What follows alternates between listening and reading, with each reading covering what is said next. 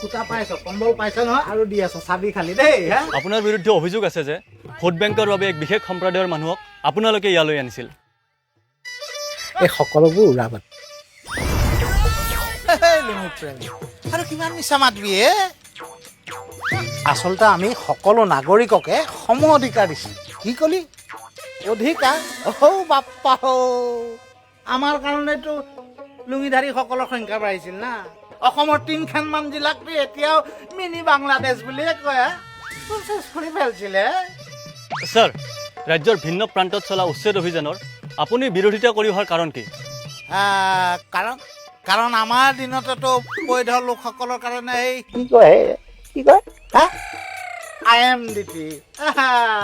IMDT আইনখন আনি ৰাঙা দল চাপাই দিছিলা ভোট বেংকৰ কথা আছিল না ছাৰ উত্তৰ দিয়ক ছাৰ মাইকটো তুষ্টিকৰণৰ সেই কলা দিনবোৰ মনত ৰাখিছে অসমে ৭০ বছৰৰ অৱহেলা মনত ৰাখিছে অসমে